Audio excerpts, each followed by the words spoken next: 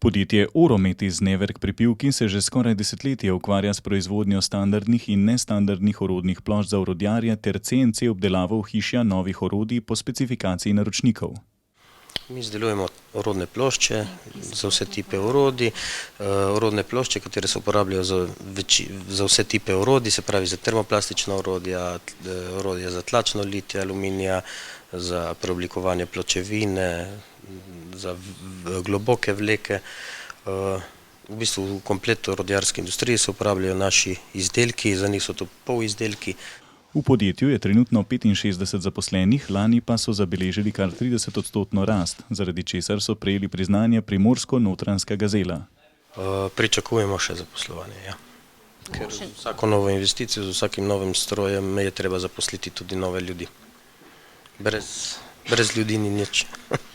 Delamo v 3 izmenah, smo polno zasedeni, hvala Bogu zaenkrat, in trg si še vedno kar odpiramo naprej.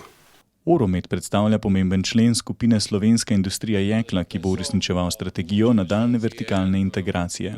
Kar pomeni, da bo na tistih materialih, ki jih izdelujemo v SIU, dodajal vrednost z mehanskimi obdelavami naprej in z distribucijo tega in prodajo končnim kupcem, predvsem v orodjarski branži. Kakšni so vaši načrti?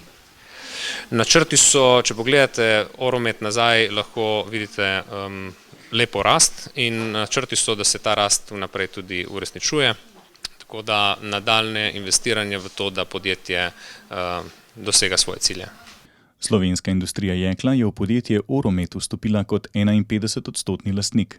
Sinergije vidimo na večjih področjih, na eni strani kot porabo materijala, ki ga uporabljajo racionalizacija nekaterih funkcij v smislu financiranja, kjer lahko skupina nekaj doprinese zdravjem drugih poslovnih funkcij, predvsem pa prodajnih poti in distribucije, kjer SI ima že vzpostavljeno mrežo na tujih trgih in na katerih bo lahko Oromet tudi uresničeval doseganje svojih ciljev. Skupina SI še naprej povečuje delež izvoza v strukturi prihodkov od prodaje, ki je lani znašal že 87%. Največjo rast pa znova beleži na trgu Združenih držav Amerike.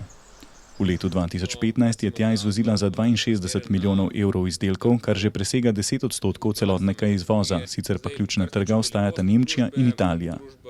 Ja, širitev naprej je pa vezana tudi na nekatere rastoče trge, tako da vzpostavili smo distribucijsko pisarno na Kitajskem.